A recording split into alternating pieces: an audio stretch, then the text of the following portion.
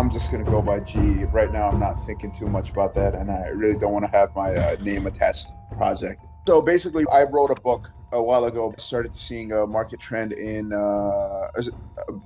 started seeing a market trend for audio only entertainment. You look at Audible, you look at what yourself is doing. So I got this team together of voice actors, and what we did was, instead of creating an audiobook that's being read, we had everybody perform it, and then have sound effects and music and all that sort of stuff to create this completely new sort of hybrid action movie audiobook hybrid that we're going to chop up and just put it on YouTube for free. Have you already started to upload it? No, no. I want to have a completely polished product before I think about uploading it, because for lots of reasons, but the main one is the fact that the licensing of the music. I think that's something that we're gonna have to tackle at the end, because we have to go to each individual artist and talk to them and get their permission. But to do that, you have to show them a finished product. Yeah. So that's one of the reasons. But I don't Was there anticipate too. was there music on what I listened to already? I think I listened to chapter one or the Yeah, first portion. there was music on that one. Yeah. So if you uploaded that on the YouTube, you'd get instantly pulled down. No, I doubt it, because it's a little bit obscure. That particular piece of music was from a Japanese TV show that I was a big fan of, and typically those shows are very, very lenient with their music. But regardless, everything's going to be done on the up and up, and we're going to go through the right channels with everything. It's an But right interesting now, I thought. wouldn't upload anything. I mean, you're taking on a lot and making it a team effort, which I definitely appreciate.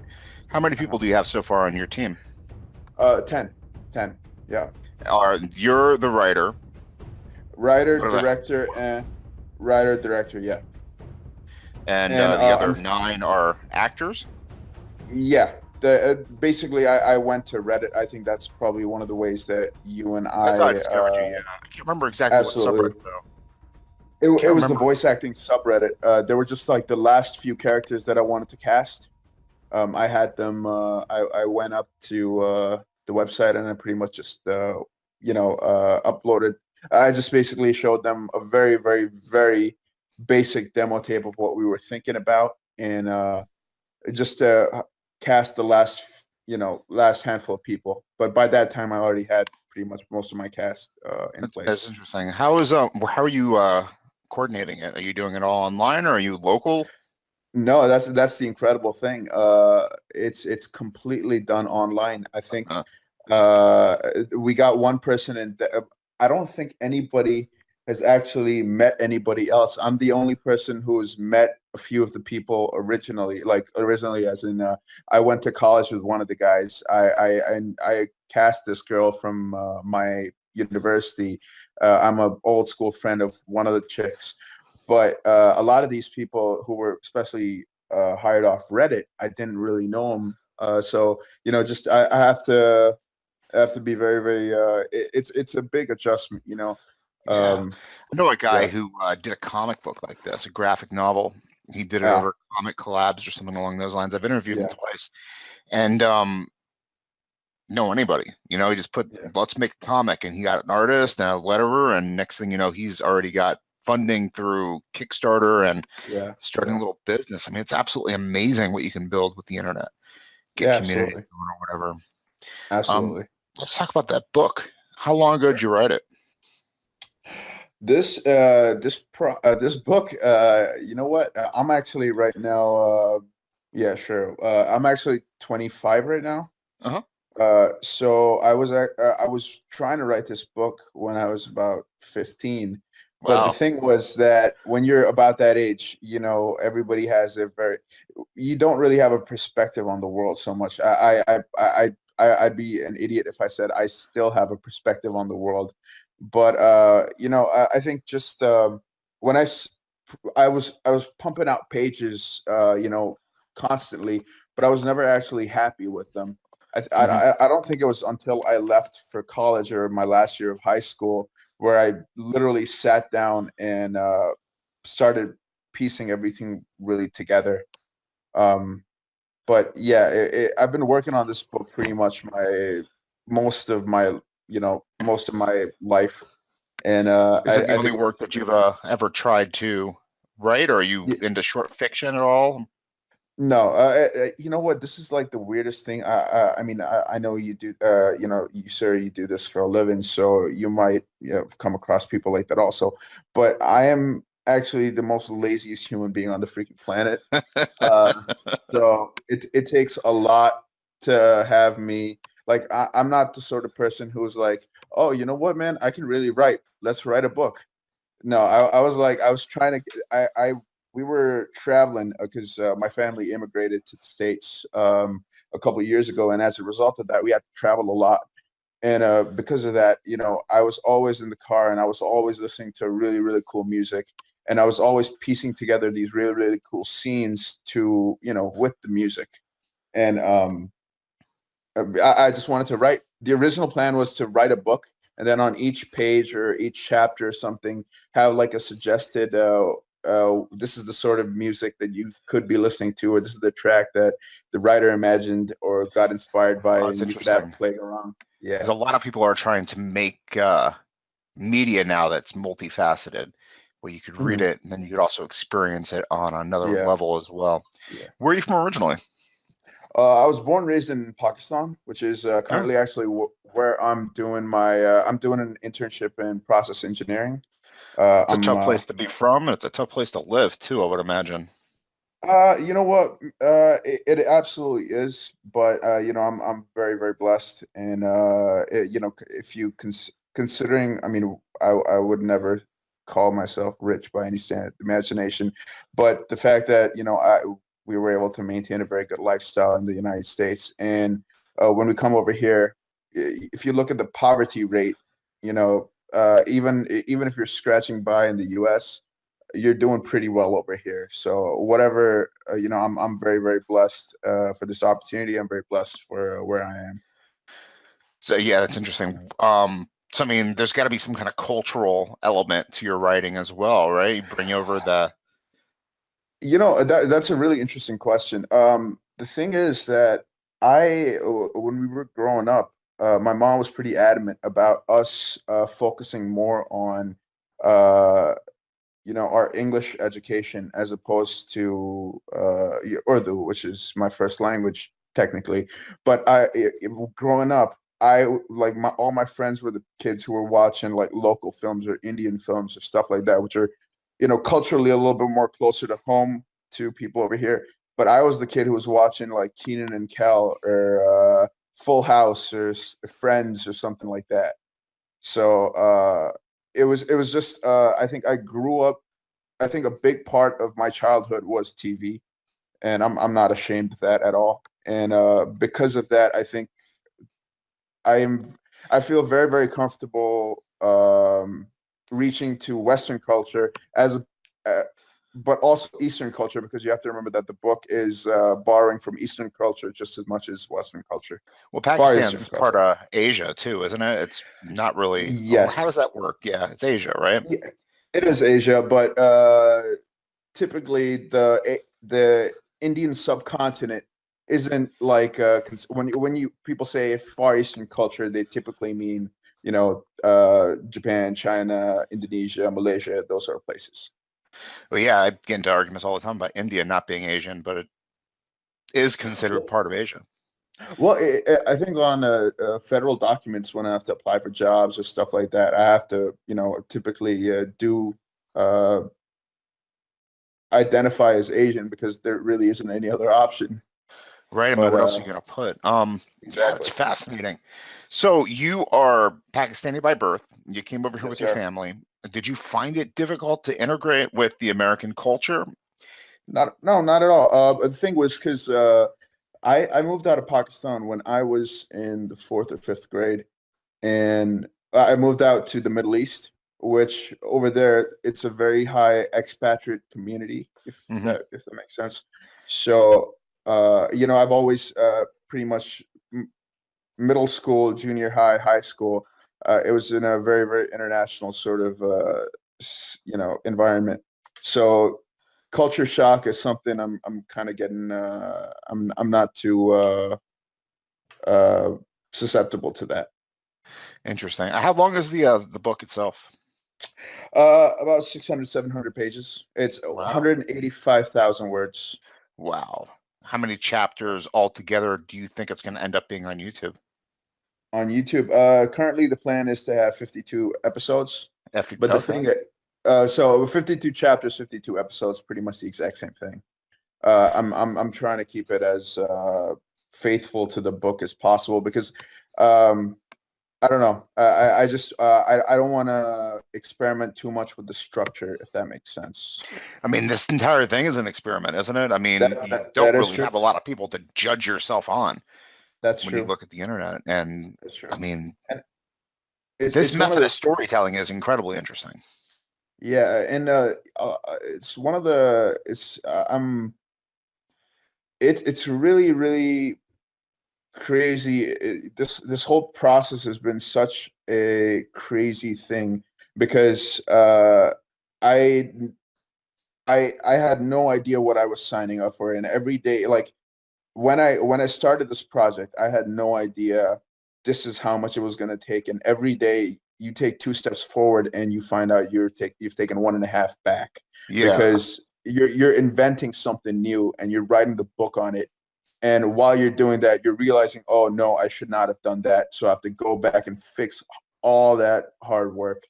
But you know what, man? That's the cost of trying to do something, I guess. So, what has compelled you to do it? What are you striving for here at the end of the day? Are you just wanting to tell a story, or are you That's looking for it. a launch pad just to tell a story? I am gonna, the second the story's out, I'm gonna disappear back into the hole I climbed out of. I am Really? I have You're not gonna keep I trying have to I story tell or make I again career out of it? yeah. No. No, 52 episodes is like, what is it? That's a year, or are you doing once a month? I mean, that could be almost 5 years worth of effort. And then what if it yeah, blows up? At that point, what are you going to do? Say, no, I'm not going to write any yeah. more stories. No. I mean, because the story itself is a three-part story. So all I want to do is go back into a quiet room and start writing again. That was my just finish this story, and then hopefully if like I want to just live the rest of my life because I don't know what it's like with other like Brian, if it was any other story, if I didn't have this story, I would not be writing. Like I have no interest in writing anything else. I don't care about having my name on shelves. I don't care about these sort of things. I just really believe in this story. And I was like, the fact that I've given up on this story like 20 times, and then every single time in 2 days, I realize that in classrooms or in meetings or whatever, this is all I'm thinking about, and this is all I'm doodling about. And when I'm at the gym or when I'm listening to some music, these are the scenes that I'm piecing together. It's just like you just keep coming back to it, and I'm like, you know what? Just get this out of my system, and let's try to just end this chapter of my life, and then I can move on, and It sounds like maybe this do is your some. life. Yeah, that's I was thinking that a couple of days ago because past few months I've really put the jets on this project, and I'm trying to have it done by the end of this year or maybe at the beginning of next.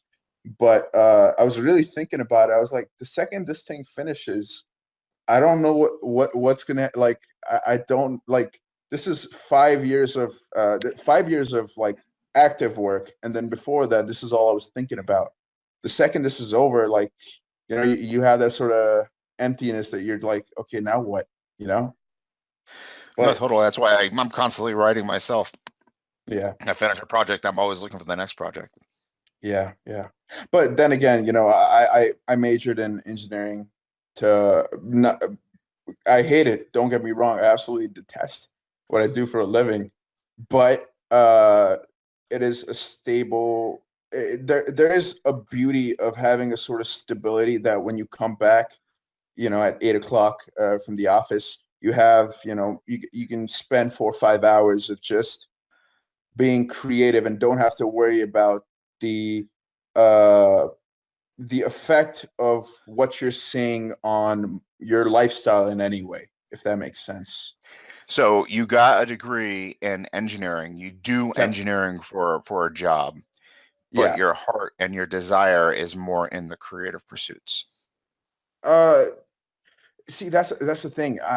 My heart and my passion and my entire life is dedicated to finishing this story, and that is it. Like I don't look past that. Like I'm not trying to put my name on a shelf. I literally do not care about starting a career off this or whatever, whatever, whatever. Literally, the second this What book is about done, what about the other nine people though? that's true. That is one thing that I truly want, though.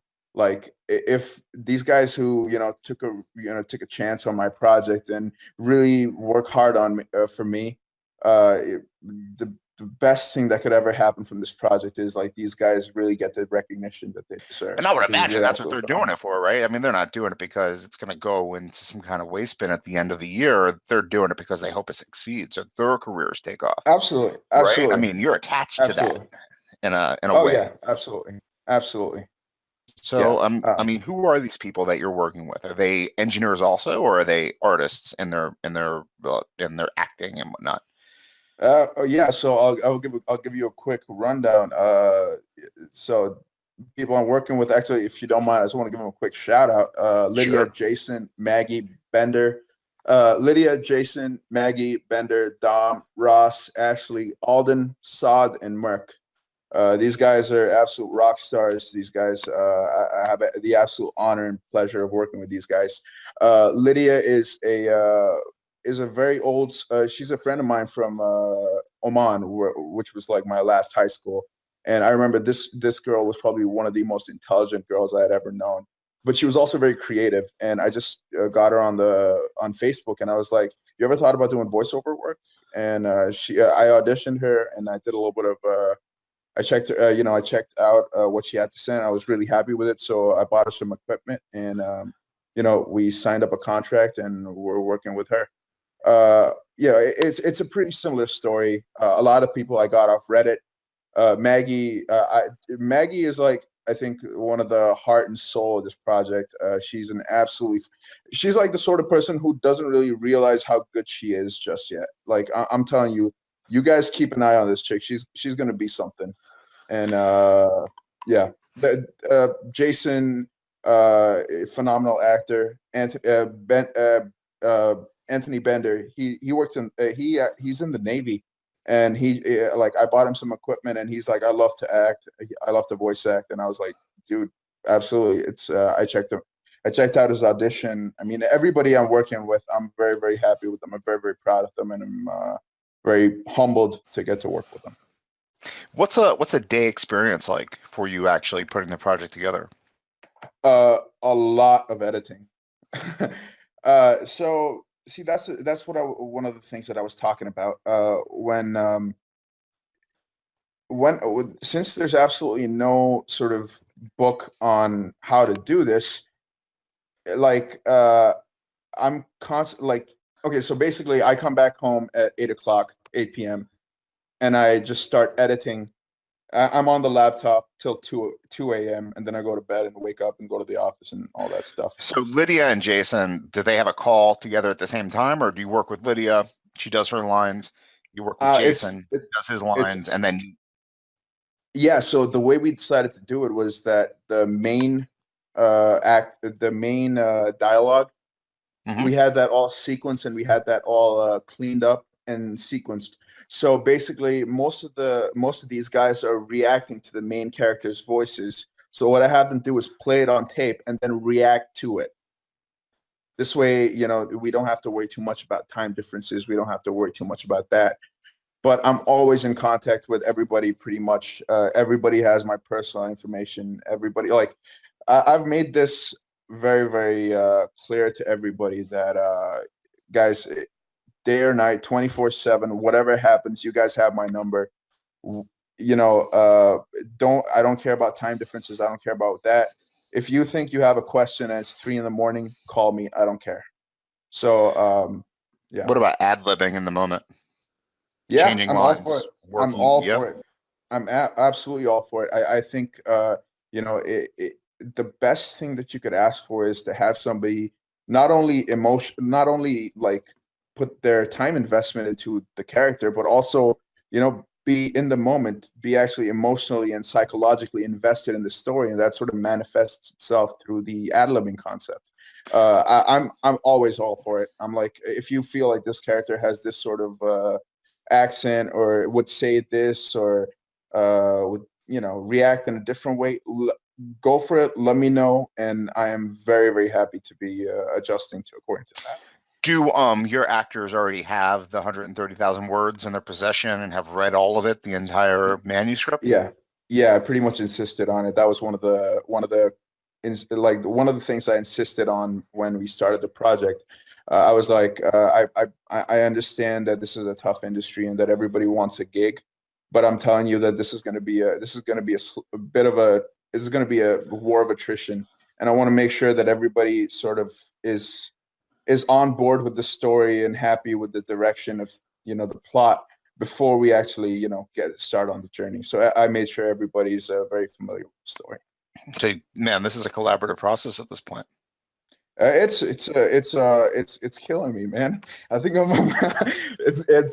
yeah, but you know what? The past 2 years have been the hardest of my life, and I am probably the happiest I have ever been, which is because this is finally finishing. This is something that 10, 15 years, all you're thinking about, all you want to do, and it's coming to an end, and I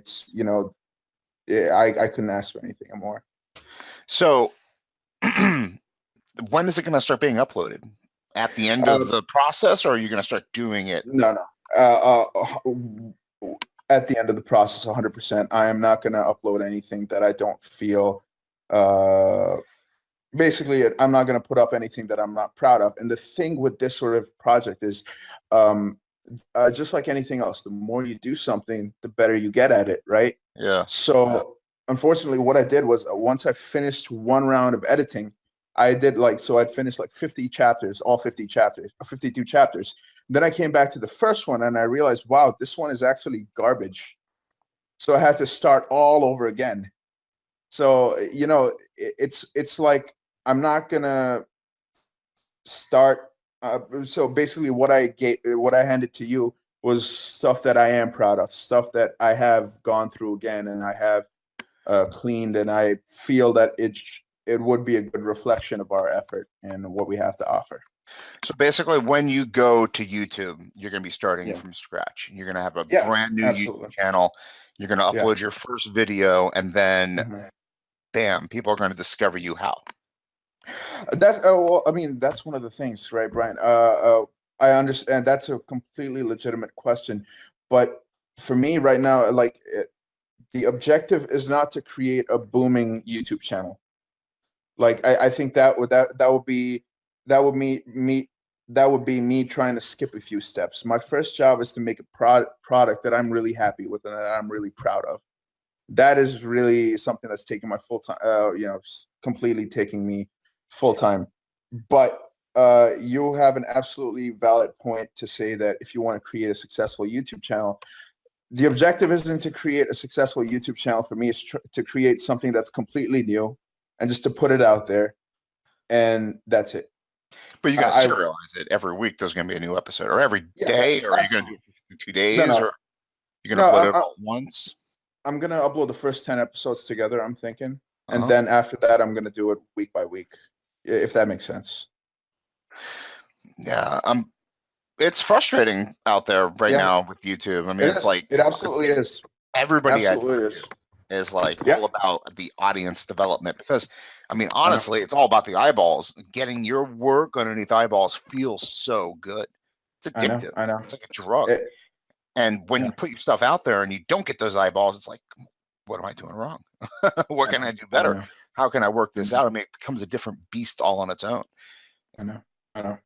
But the way I'm thinking about it is, if this ever comes into a sort of a thing, I can go and talk to some people, just to basically to explain to them, for example, like, go to people like Audible or Spotify or YouTube and say, like, you guys have, like, YouTube Red, for example, one of their biggest market, one of the biggest points on their thing is that you can listen to music while you can listen to stuff while while your phone is on silent or something like that.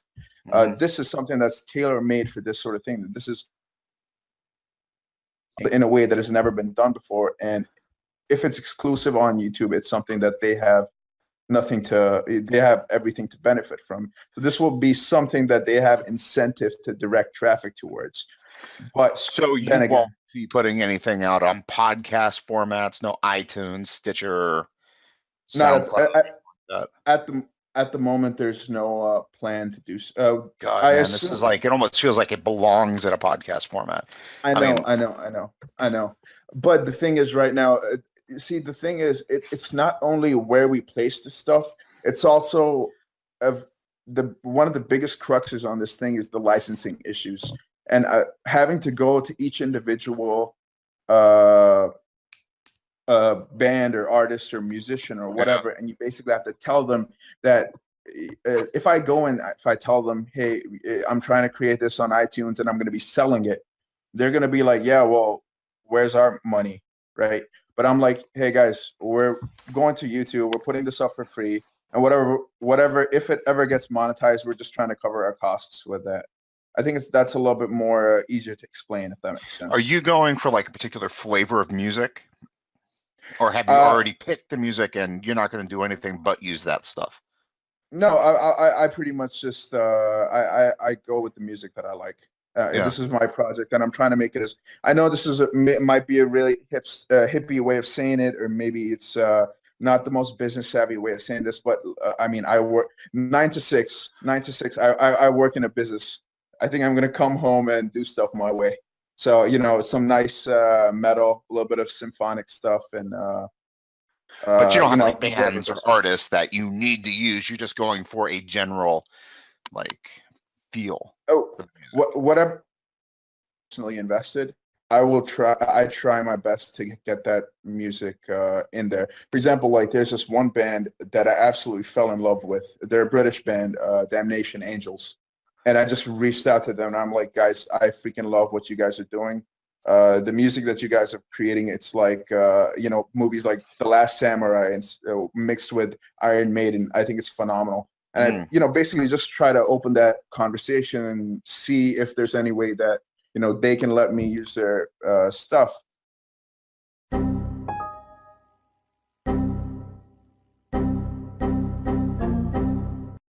All right, so part 2, I don't know what happened. We got disconnected on our hangout and had a great entire conversation with nobody listening.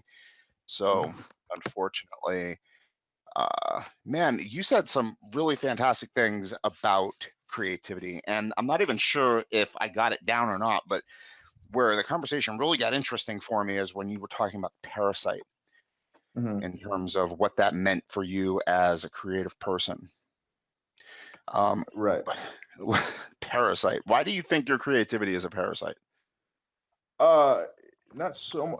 Well, it's just something that I can't really shrug off. It's just something that's I think maybe that I've been working on it for so intimately for the past 10 or 15 years, that the fact that whatever I do during my day, go to work out, listen to music, just go for a walk or go grocery shopping or whatever, this is all I'm thinking about. And this is not trying to sound like a corny love song or something, as in literally, like, I have music in and I'm just piecing together scenes for my thing, and I can't help it, and I can't turn it off. And I think it's great when it's working good, but it's absolutely miserable when you're failing at expressing yourself properly. But when you step away from it after a really bad day, you still have to sort of answer to these sort of thoughts, if that makes sense. Like, you're still thinking about these scenes and the scenes that you couldn't do justice, and the fact that you're gonna have to go back and try to do it again. Oh my God, you did it again, man. I don't know what the hell's going on. Yeah. That time I was watching it. Yeah. Jesus Christ, what is happening here? Yeah. You're still on there though. Yeah, I'm still okay. Okay, well now I'm back. Yeah. It's terribly frustrating. So music plays a big part in your creativity. Absolutely, I think so. I do. Actually, it's funny you said that. somebody asked me one of these questions, like if you could if you could lose your sight or your hearing, what would you rather lose? And I was like, my hearing, my sight. Yeah, sight is so Yeah, important to me. I don't know, man. I have tinnitus, so it's like I have a yeah, constant ringing in my uh, ears. Anyway, yeah, yeah, I don't know. I'd love yeah, to lose my hearing. I hate people. yeah. That's true. Yeah, but Um, you can just put in headphones and just enjoy like Iron Maiden or like Black Sabbath. Just keep listening to that all day and just have your eyes closed. so I think you're that's like the completely best. metal. You like metal Uh, more than anything else? you know what? I think one of the things that maybe now I'm 25 and now that I'm an old man, I'm becoming a little bit more open-minded with my music choices. All right. Anything that sounds good and anything that really elicits some sort of emotional response out of me, I'm totally for that. Most of the time it tends to be metal, but I'd be lying if you don't have those oddball songs over here that are super cutesy and are like, oh my god, man, I need to write a really cool scene for that. That's absolutely beautiful. Yeah, Um, who's your favorite band? Disturbed, Is that a stupid hands down. question? Who is it? Disturbed, Disturbed, hands down. Disturbed. Always Oh, been. I don't even know if I know Disturbed. Like I said Uh, though, I'm not a music person in the oh, okay. slightest. Right, Disturbed. right. My Yeah, brother is Disturbed. though. Yeah, these guys are absolutely phenomenal. Love them to bits. Yeah, Disturbed, greatest band on the freaking planet. Heard my first metal song, uh, Stupefied by Disturbed, and I was like, whoa, now I don't have to listen to that pop garbage. This is absolutely phenomenal. And then I just got hooked. But no, I'm not calling pop garbage. Just this is a little bit more me being diplomatic, but yeah, it's garbage. What is garbage? What do you think of the current state of music in terms of everything is free, you can get anything you want online. Yeah, I mean, how do you yeah. No, that's a great point. You know what? I think a lot of people look at it in the negative way, but a lot of people have made their careers off this concept of everything is online. It's much more. I mean, for example, it's not only music. You look at people like Kevin Hart or Russell Peters. I mean, these guys are absolute like millionaires, but there's no way they would have been anywhere near this successful if people hadn't been uploading their clips on YouTube and stuff like that. A lot of these bands now they're just they're looking to just put their stuff out there and just share it online. um I think even though it's rubbed a lot of people the wrong way, I don't think it is as bad of a thing as people say it is. I would never have been able to get my hands on pieces of music like Limp Bizkit or stuff like that over here in Pakistan. But because I was able to find these CDs or whatever, because in Pakistan everything you get is pirated, everything you find is pirated. Um, but because I've turned into such big fans of these guys, I've spent so much merchandise on so much money on merchandising and stuff like that. So yeah, Well, that's the thing I though, don't isn't think it? it's That's as what bad. concerts and merchandise is how people make Yeah, money nowadays. yeah, And yeah, I was just sitting here thinking, I mean, you have this in writing too, where like 2007 or wherever Facebook hit or iTunes or yeah, whatever, the first iPhone, you stop getting superstars. Like yeah, superstars are like a thing of the past. You're never going to get yeah, another Stephen King or a J.K. yeah, Rowling or whatever have you, yeah, because you can't consolidate that much of the market anymore. I mean, are there yeah, any Metallicas out there right now, or Disturbed this 2000 or 1996? Are there yeah. any Disturbs? Uh, yeah. That's the thing. Like, I think there is. I think if you look at purely in terms of talent, I'm never. I don't want to be the guy who's going to turn into that old timer is going to be like, oh yeah, there's never going to be a band like Def Leppard, or there's never going to be another Nirvana, or there's never going to be another Metallica, or there's never going to be another guy. I think people really underestimate the effect that their art can have on newer generations. Like, and how hard those newer generations are willing to work to live up to them. I mean, let me use a pro wrestling analogy. Sure. People thought Ric Flair, greatest pro wrestler of all time. I thought it was Hulk People, Hogan. no, Hulk Hogan was a garbage wrestler, but he got over. What? I don't know anything about wrestling, so I will agree to disagree. Hulk Hogan's like the only one I know, and Andre the Giant too. So yeah.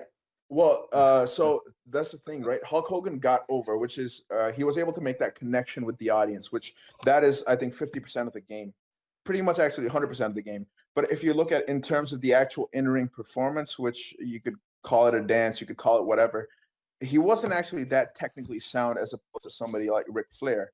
Now, Ric Flair inspired somebody like Stone Cold Steve Austin and Shawn Michaels. Shawn Michaels inspired people like Finn Balor, who are this current generation. Who knows what's going to be the next one? I'm against the idea of saying like at one point Richard Matheson was the all-time great, and Stephen King was the guy who was learning from him, and now Stephen King is such a huge figure. Yeah, but you know what's so funny with this YouTube generation or this Kindle generation is that everybody can try to be a Stephen King. You know what I mean? Everybody can try to be Disturbed, and then what do you get? You have like this dilution of the whole marketplace where everybody can't be Limp Bizkit or Metallica, or maybe it's pushing people to create a new market. I mean, I don't know how it works, honestly. I mean, let's do it like this. In terms of like your favorite bands, you said Disturbed and Stupefy. I know that song. Yeah. And you said Limp Bizkit. I know Limp Bizkit. Who's a third? Well, Limp Bizkit isn't one of my favorite bands. It was Limp Bizkit was just one of the first metal bands that I saw while I was living in Pakistan. But when I moved out, Disturbed is all-time favorite band. Slipknot is right up there. I bet anybody knew. I bet if you knew. name 3 new bands in the last 10 years, I won't know any of them. In this moment, Hailstorm, Black Veil Brides, Avenged Sevenfold, Hollow, 6 a.m. I mean, there's some absolutely phenomenal bands that are coming. Icon for Hire, Nothing More, Damnation Angels. Again, Damnation Angels. Big shout out to those guys. I think I'm very, very happy with the current state of music. I think it's very, very respectful to what's been old. Is it intimate? Is that what it is? Is it more intimate where you feel like they're actually pandering to you as a listener? Whereas before, maybe Metallica was Metallica and you either loved Metallica or you didn't love Metallica. But if you didn't love them, then you were hard pressed to find something that actually spoke to you. But now you can. You could reach out to the. I would have thought so, but then a lot of these bands are unsigned. A lot of these bands are literally that's my point, isn't it? Yeah. Nobody's signed anymore. Yeah. The whole music industry, like Capitol Records or whatever, doesn't even exist, really. Yeah, but a lot of people are now unsigning as well. I mean, if you look at this band called Icon for Hire and you look at their story, I mean, they were trying to write songs about teenage depression and anxiety, and basically the fact that they wanted to take another spin on it. They wanted to talk about how people actually like to fall back on anxiety and depression.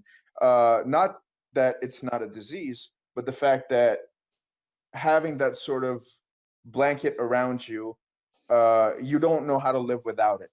And that rubbed a lot of people the wrong way, especially their what's it called? Their record label, Tooth and Nail Records, and they were going to court and stuff like that. And if you look at 2015, the highest Kickstarter funding that they had was the highest Kickstarter funding for a music project was this band. So I don't think it's so much as pandering because you're always going to have both sides of the coin. But yeah, you're never going to have those mega rich rock stars, though. I don't think. Yeah, on Joe Rogan's podcast a couple months ago, maybe a year ago, there was Metallica band member, and he has like apiaries on his land in Napa Valley or something weird like that. You know what I mean? He's mega rich. He's mega rich. He's so rich, it's unbelievable. But I don't think it'll happen, right? I mean, they got to go to Kickstarter, and they earn $19 million, and that money goes right to press their next album and help them go on tour or whatever, and then they're broke again. The question is, where does that money come from? As in, Oh, you mean who? The megastars or the 19 million?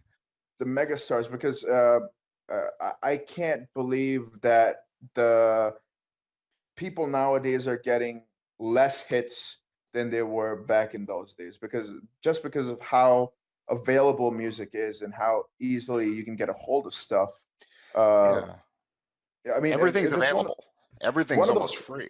In fact, that's what we're doing, isn't it? Yeah, I'm offering this up for free. I'm not asking for any yeah, money. And when you put your thing on YouTube, when you put, I'm going to yeah, call it Bob because that's its acronym. yeah.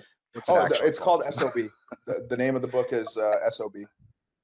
SOB, like son of a bitch, Yeah. or Oh, no. It's short for Sins of Brothers. It's Sins of the Brothers. concept Okay. of the concept of sins is a very, very important part of the story, as well as the fact that it's about brotherhood.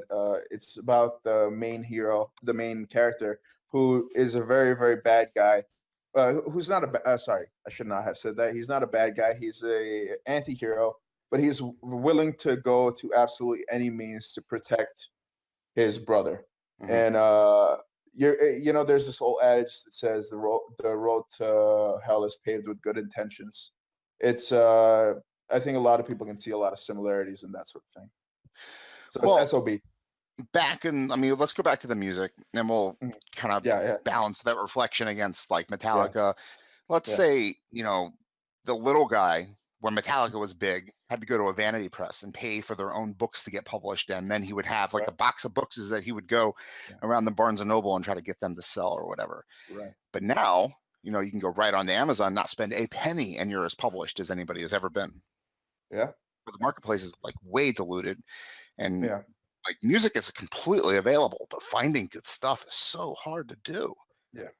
I listen to pop music because it's it's available. I can't find anything else to listen to. I understand. You know what I mean? It's being shoved down my throat, and it's like, okay, I like Taylor Swift. Yeah. Because I don't have a choice. Who else is out there? I have no clue. No, I completely understand. One thing that I use a lot of Spotify, and that they got that Discover Weekly sort of thing. That's a really great service. I tend to find a lot of, like, every week they refresh and add some really cool. They add some new tracks, and I think pretty much every week I find something that I get hooked onto, or I'm like, yeah, this is some really good stuff. So I think it's worth checking I out. was going to ask if you were going to do a Kickstarter. I think at some point, if the licensing, if it comes to it, it's gonna be something that we come. I think if the licensing gets too out of hand, then we might we might go to Kickstarter. But then I prefer to pay everything out of my pocket. I'm sure that by a year time, I will be in a good enough financial situation to be able to. I don't want to put too much burden on anybody else. I mean, this is something that I'm taking responsibility for. This is something that's going to fall on my head, and I want to keep this as close to the chest as possible. That being said, the licensing, if it gets out of hand, we might have to go that route. I hope we don't, but whatever. It's fascinating, man. I mean, you're a producer too of this content that you feel very strongly about, and it's kind of like you're, what is it called? Stealing from Peter to pay Paul, basically. Yeah. Basically making your habit worse by paying for it, making it possible with a great job and a great education. I mean, you worked your ass to get where you are, and you're supporting your artistic habit, so to speak. Yeah, but you know what? Even though you're your own Patreon, basically. Yeah, it's gonna be the hardest. Past year's been the hardest of my life, and I anticipate this next one to be even harder. But you know what, Brian? In terms of your job, or in terms of the creativity making this thing happen? In terms of everything, I think that there's a certain stability that comes with once you have a full-time position, which I just secured. You're able to have a more. You're able to compartmentalize your professional life, and then have this sort of compartment of time which you can only do on your work. But when you're in school or when you're applying for jobs, it's always in the back of my head that, oh wait, I'm editing right now, or I'm working on this. Should I really be working on homework, or should I be working on that assignment, or should I be like applying to, like, instead of 200 jobs, 300 jobs or something like that? So it's I think that I found myself. It's kind of a rough position right now, but I think that if I can adjust to it, I over the next year I might be able to. If I can blank out this entire year and just keep working hard, I might be able to get a couple of nights. I might be able to get a night's sleep maybe next year. And I'm really looking forward to that night's sleep. You're young. You don't need sleep. Oh God! All my favorite thing in the world is sleep. I swear to God. I also get the sense that family is very important to you as well. Yeah, absolutely. I'm the eldest son from a pretty conservative family, conservative part of the world. And even though I've been very privileged and I've had a chance to look around a lot, I choose to live that way as well. I conservative in the sense that I try to follow a lot of the old school philosophies that you know I'm the eldest son, so I think I do have a little bit more responsibility than uh, you know, my younger ones or whatever. Just the fact that if I have a stable, not that they ever need it. My freaking like brother and sister, my sister, she's gonna be fucking president of. Sorry, she's gonna be president of the freaking universe, and there's a freaking genius. But in case they Excuse ever me for need it, saying. I mean, isn't music though kind of frowned upon in the more traditional sense of Pakistan, or am I misreading? no, no, not at all. Yeah, that's one of the things, right? One more thing I was talking about in people think that it has anything to do with religion, which it does not. It is people manipulating stuff to suit their own needs, right? And I don't want to get too political and stuff, or I don't want to start being preachy or whatever. But that's one of the big things that I think shows in my writing as well. That I'm not a big, not a big, not a lot of faith in the human spirit so much. And I think that human beings have this absolutely uncanny ability to pervert and ruin anything that's good. And you're gonna Just have not a good part of people, it. but It almost feels like, right? yeah. It almost Mhm. like, oh, you're listening to that, but you're getting enjoyment for that. I want you to get enjoyment for this other thing. So the thing that you Abs- like is Yeah, bad. absolutely. You're gonna Yeah. go to hell for your thing, or And, however that and then works. and then you ask them, yeah, what's your justification behind that? They're like, Mm, oh no, we a just book, said so. I'm like, oh okay, that's so a much. book that was written like 600 years ago Yeah, or longer. I don't know. yeah. No, it's Well, it's crazy, not man. even I in mean, the books anymore. It's not even in the books anymore. It's stuff that they bring out of nowhere. So that's the sort of stuff that really starts bugging people. the sad thing is, I'm But not very educated on it in terms of the book itself. I've never read the Quran. I've only read the hmm Bible, hmm and very loosely at that. I mean, I don't hmm consider myself a religious person, a complete hmm skeptic. No, Um, absolutely, and I think it's every human being's job to you're an intelligent, you're a free thinking human being, and you should have questions, and you go out there. You answer your questions, and that's it. Nobody has a right to criticize you on the answers that you come up to. That's how I well, live my that's the way life. it should That's work anyway. how it should work. Absolutely. Yeah. So I mean, going back to the question of being a part of a, family being very important to you, music being hmm very important to you, this process being very important to you.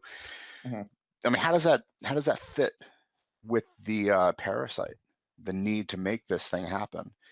Does any of Yeah. that kind of feed into the other thing, or is it kind of like, I mean, yeah, I'll let you answer. Could And it's like, I you? mean, is the Yeah. music, the family, Yeah. this part Yeah. of that you're trying Yeah. to make for the world to see, hmm and obviously the traditional background that you come from. I Yeah. mean, how is that kind of shoving itself through the toothpaste tube, Well, as we spoke before we got cut off before? I've never felt like my traditional background has held me back in any way. But Uh, how does that actually feed into this process, though, it for you? it really does not so much. I mean, because we're pretty much we're people just like anybody else, I suppose. But the actual, I think I'm very protective of my family. I think Mhm. that's just something that I think shows in my writing as well. And I love music because I think it's just a sort of catalyst for your emotions. And I think if you can, if the writing and the scene is the spark, then it's like the music can be the lighter fluid that you're just spraying all over the place. So if you can find the right music to fit with the right scene, and it's like chocolate and peanut butter, you know, it just goes so well together. But you also need like a discordant flavor too, don't you? Something that doesn't Yeah. go, something that you're trying to parse out. You know, it has to be, again, you know, the most important thing is the integrity of the story. It needs to be something that not necessarily, you know, is expected, but something that isn't done just to, you know, make the reader uncomfortable. Just say, hey, look, I can be cutesy, I can be new, I can do something really wacky. I'm like, no, tell the story and let the story be original. You know, Well, if it's that about makes sense. conflict too, right? I mean, Absolutely. the best stories are conflict driven. Where Yeah, does the for conflict sure. come in your story? The conflict is well, the it's not so, it's about trying to do an absolutely overwhelming task. So, okay, so let me this is going to be a way of me telling the story without not spoiling the book. Sure. Did you watch the new Alien movie? The The new Covenant one? Oh my Alien. God. I got like halfway through it and I gave up. Yeah, exactly, right. It was the reason it was, I thought it was trash, was because the people were okay trying to overcome some really hard task, but by doing everything wrong. And I think that there's a certain beauty to, if Conflict and stupidity, yeah, basically. yeah, and even if you're doing everything right, even if you're, you know, even if you're doing everything right and it's still up in the air and you still don't know, I think there's a certain amount of that sort of just amplifies the tragedy that could be, or the, you know, relief that you could have or whatever. So basically the main conflict of the story is that these guys are stuck in this country that is basically a big prison. The main characters only has one part of his family left, his brother, and his brother is like a really sweetheart, but he's dying, and their job is to basically get out of this country and get him some medical help. But in order to do so, he has to do a lot of he has to screw over a lot of people. He has to do some stuff that slowly turns him into something that um, he knows that his family would not be proud of. But this is like literally a line from the book that he says he's not really doing it for them anymore. He's like, I can't live without these people, and I can't, you know, this has always been for me. I can't live without these guys, and I know it's selfish, but I'm not gonna let you die. And So so this this is science sort of fiction stuff. book, it's taking place in the future. No. It's it's in the past, but the idea is that bunch of people were stuck in a, basically a dude went crazy. He created this little kingdom, and he put all the criminals. And so in the Victorian England, that there was this very popular thought process going around that um, criminal instinct is hereditary. The fact that people are born good or they're born bad. I wanted to play off that. I wanted to see that if you could, if you have somebody who's absolute, like a dictator, is absolutely nutty. So what he does Mm-hmm. is he takes all the criminals, but then their families as well, and basically locks them up in a country. And then that country basically gets stuck in the Stone Ages, and you know, a country that's dominated by crime syndicates and social predators. I think that's a really cool setting for a story Totally. where nothing, no medicine, no science, nothing has advanced in any way. The cool thing is that the only thing that has advanced is language. So even though you're stuck in a sort of Victorian time, you're speaking the way you and I, you know, are speaking right now. So I think that's a really cool little twist on it. But this isn't a reality that has actually happened. You're making this up completely 100% from beginning to end. Oh, oh, absolutely. No, I it's was actually speculative fiction then. It's fantasy. That's awesome. yeah. I remember like when the one of the Batman video games came out, and they turned Arkham Asylum, which is like the supposed to be the popular prison in the Batman universe into like a city. Oh And I yeah, was that's the super, second one, isn't it? I was, Arkham City. that was, yeah, I was super pissed at that because I'd finished my book by then, and I was like, I'm Man, like, you motherfuckers, that was my idea. it's a good video game Yeah, though. I really enjoyed that. yes, I thought it was a great video game, absolutely phenomenal. I thought it had a Then great you story have as well. what do you have? God, what is it? Kurt Russell was in this movie in the '80s, and it was called Escape from New Escape York, from New Escape York. from LA, I think Escape from Escape LA from LA also. is another one Yeah, that fit that mold too. I mean, it's a gorgeous concept. yeah, And in terms of like, you take a whole country, which yeah, Australia was, right, yeah, and America to some degree yeah, was as well. yeah, And I don't know, man. We talk about that tradition a few minutes ago. yeah. I keep looking at the thing, make sure we're still on. It's stressing me out completely. I'm so distracted. Mhm. But as far as that tradition, it's kind of a prison too for a lot of people. You can't really break free from it. Family, music. Um, no, I've never felt I guess so. I'm trying to make that. I'm trying to I force think the puzzle pieces together. no, But I I love it. understand what you're saying, and I understand that, but really, I think that that sort of conflict between tradition and that is so romanticized, and we see it so much in the media that it's really not as prevalent as people make it out to be. Uh, yeah, I've never had a problem, but What I've grown about up in Iran though, with the women taking off the hijabs and they go instantly to prison or jail hijabs. or whatever's happening there? I mean, that's deplorable See, in terms of human rights. absolutely is deplorable, but that's one of those things that human beings have this knack of taking stuff and then perverting it. Nobody is allowed to tell you how to live your life. I mean, that is They can hurt you that though for living your life a certain way. I mean, that's what humans are really yeah, good.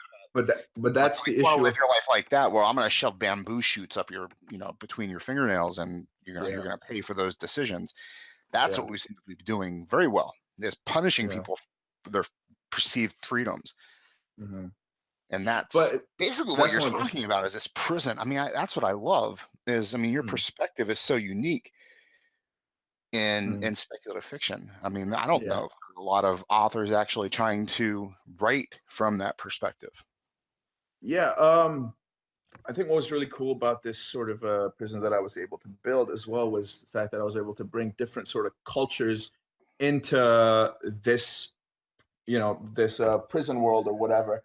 And even though you're going to see many, many different types of cultures, you're going to see, Eastern European, you're going to see Japanese. There's no way I'm not writing samurais in my story. Now, are they Japanese, or are you creating a culture that is kind of No, no. like the samurai culture in Japan? It's implied, if that makes Implied sense. Yeah. So honor-based type society. not so much. It's just I think it's you have to remember that this is not a world that we're creating that has just been established. This is a world that has been homogenized to a certain degree because of the conflict of this lack of rules and lack of order.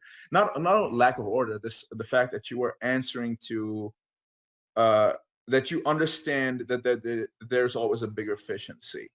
That you are always going to have a bullseye on your back. So that sort of homogenizes everybody in a way. Yeah, Uh, you're my favorite type of writer too, because you're not just pulling from one place. You're pulling from history. You're pulling from culture. You're pulling from just society in general. I mean, yeah. people, religions. I mean, you Mhm. back up against stuff. I mean, it's really cool. Mhm. Um, I appreciate and even that. your lead actress is from the Middle East, right? Is she also from No, the same no, tradition? no. She's British. Oh, she's Lydia British. Cocker. Yeah, Lydia. Yeah, she's again. I went to a lot of international schools. So one of the people that I met, I think her dad worked in BP or something. I don't remember exactly, but yeah, she's British. What's it called? I think pretty much everybody is either from the UK or US. I think only Rasmus, he's from Denmark, and Oh, then interesting. a couple. Yeah, then I got two people, but they're not voice actors, but they're just sort of helping me out with stuff. They're from Pakistan also. Okay, so like your friends, or are they also internet discoveries? Excuse me? Are they your friend? Are they people that you're familiar with in your life? Yeah. Oh, Yeah, okay. these guys, I brought them in because I kind of trusted them on running some stuff.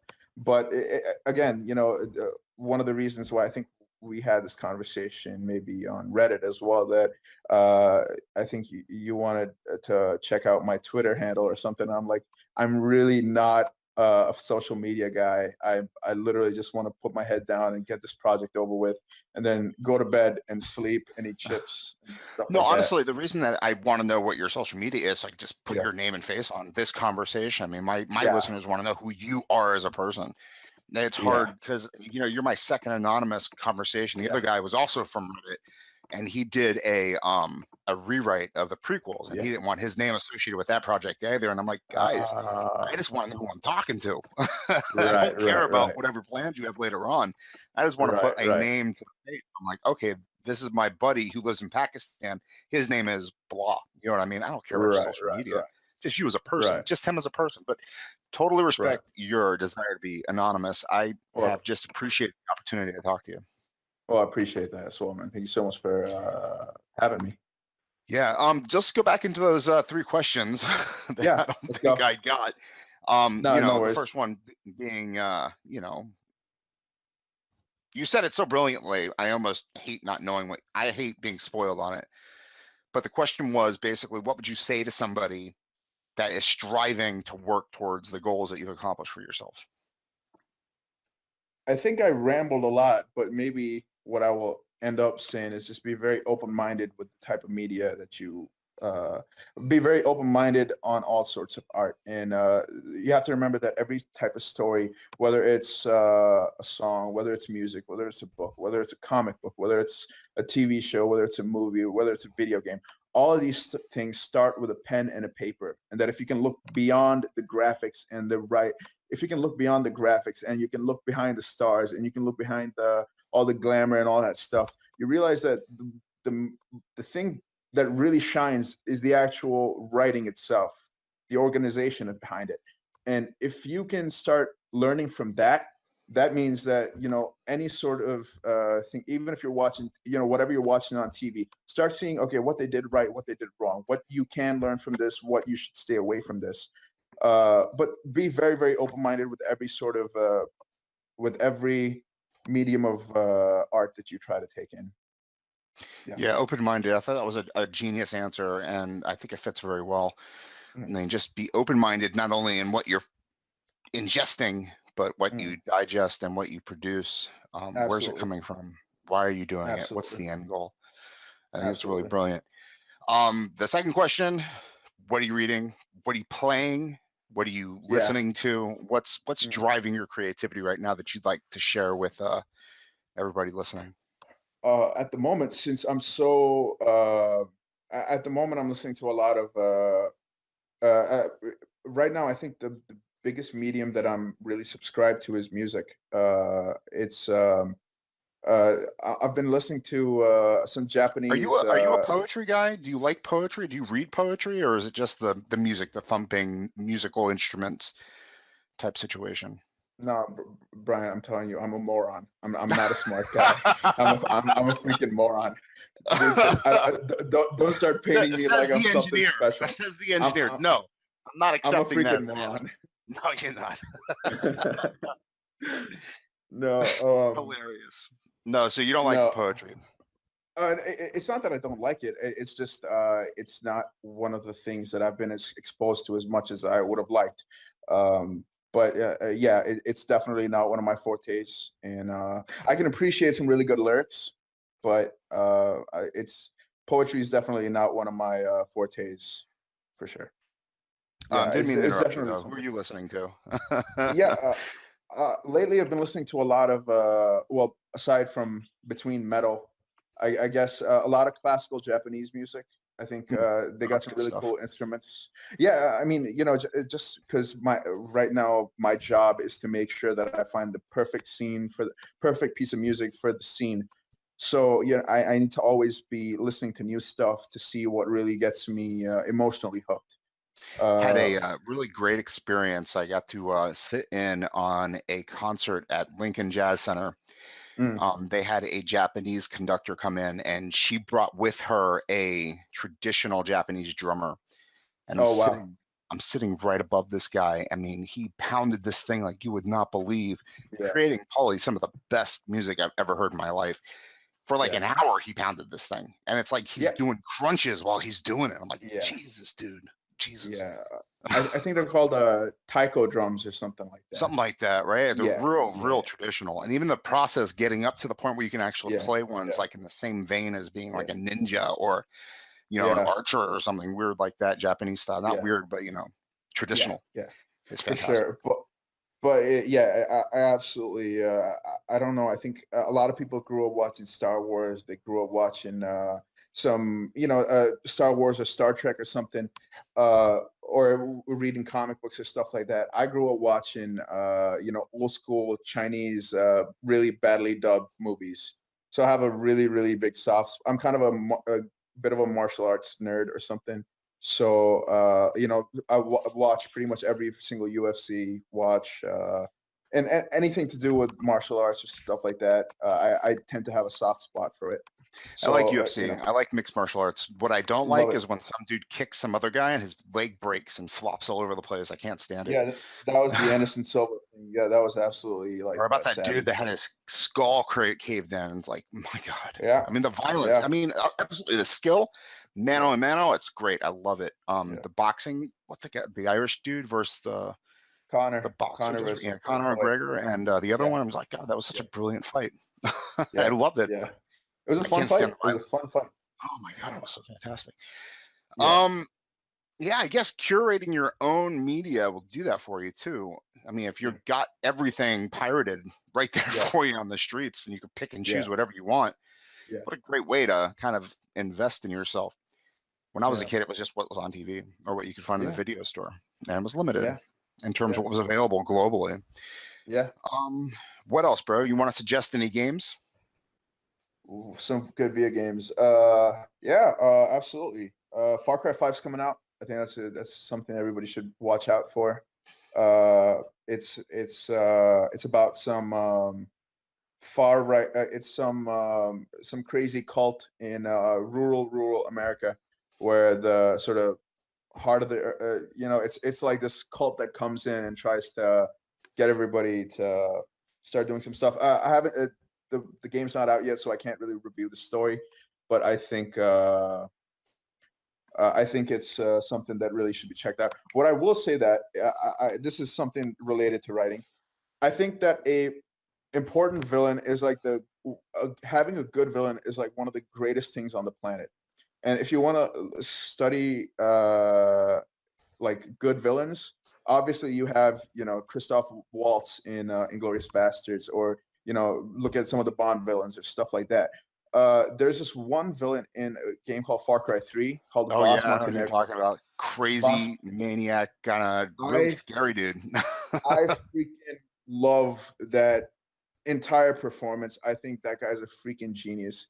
That was like one of the greatest things I have ever seen. I absolutely his introduction when you're escaping the murder of your brother. It's like that just set it up from there. When I love that. That game was really, I didn't beat it. I didn't finish it, but I played up to like the middle, and that dude, he was a very intimidating villain. I don't know what it was. Like that whoever wrote that villain is a freaking genius, and I need to follow that guy because that was a brilliant performance. No, I would agree. I would agree. That was really good. Also, before we move on to the last question, you did say something that I found incredibly interesting that I do want you to repeat about the Witcher games. Sure. I can't remember exactly what we were talking about, but that is a game I really enjoyed, based on the Polish mythologies and beautiful art too. I mean, it was just a gorgeous game. Yeah, very progressive. So it's the story of the actual video game. I'd recommend people to go watch it. There's this YouTube channel called No Clip. They did a phenomenal documentary on this. Very at the time, it was a very, very small studio that basically pirated games from Western Europe. Took stuff from Western Europe and brought it to Poland, which was obviously being affected by the economic climate at the time, which was because of, I think, the Berlin Wall was still up. Yeah, I'm not the sure. Iron Curtain, basically. I mean, Yeah, Poland was yeah, way behind that. yeah. But anyway, did you have an opportunity to play any of the original Witcher games, or have you seen them, or I is that did. in the documentary? No, yeah, I have. I made a point to make sure that I went and checked out every single Witcher game. Yeah, they're in the documentary, but what's amazing about this studio is like this little studio. What they decided to do was, instead of working with some outside country, they took a local writer who they believed in, and they're like, you know what, man, we're gonna make a story. Let us build something on your platform, and basically he's turned the guy into like a his work, because of the success of those video games. That guy's work is translated into different languages, and it's not only in Polish now, it's in in English, which I think That's is a lot more universal language. So yeah, Andrzej Sapkowski, just read up on the story. I think it's extremely inspiring story, just of the studio itself as well, CD Projekt Red. I'm a huge fan of their work ethic and the way they conduct business and their stance on piracy. Yeah, I would recommend anybody go check that stuff out. And going back, I don't even know if this made the podcast, unfortunately, with the technical issue that happened right at 27 minutes. But this mixed medium kind of world that we're living in, mixing writing with audio and audio with video, and all this stuff can correlate into video game playing. I mean, it's just really fascinating to think that it's not really the author necessarily who's breaks his own work out. It could be some producer of a video game or some songwriter. That's true. I mean, That's true. Really very, very Absolutely. interesting world that we're living in. And I really appreciate what you're doing. I was excited when I saw you on Reddit, and I was excited that you agreed to be on the show, and I'm happy that you got back with me when you said you were going to. I mean, it's been a great conversation. Third question is always the same. So, I mean, don't hesitate to tell me what you've already told me, but it's basically, where can we find you on the World Wide Web? Oh God, that's actually a great question, because I love being absolutely, underwater. But you know what? I apologize for that. The thing is that I'm one of those firm believers that, until I have a product that I'm proud of and that I can actually start putting out there, I don't want to really start looking for any attention. But the name of the book is SOB. Sins of the Brother, or just Sin of Brothers? Sins of Brothers, and it's we just call it SOB. That's how it's going to be presented always. So no links to it right now, where we can find anything about it, or right now it's deep in the vaults. Right now it's being constructed. It breaks my heart that I'm not able to give you guys a little bit more of a follow up with that. But unfortunately, right now, like, the number one priority for me is to make sure that this product is really reflective of its potential and what it can be. And I'm not. I was never really been a big social media guy, so until I'm done with the project, I'm not really going to look into that sort of thing. Gotcha. But I'm going to be in touch with you, as much as you like. And you have an open invitation. Anytime you want to get back on the podcast, let me know. Drop me an email if you have any writing questions. Absolutely. I really. Otherwise, the door is always open for you, so don't hesitate to use it. Appreciate that a lot. Thank you so much. No problem, man. And thank you for hanging out with me for an additional 40 some odd minutes. And that was frustrating, and this really worked out well. But have a great night. This is therapy, is what it is. I think it's absolutely great. Thank you so much.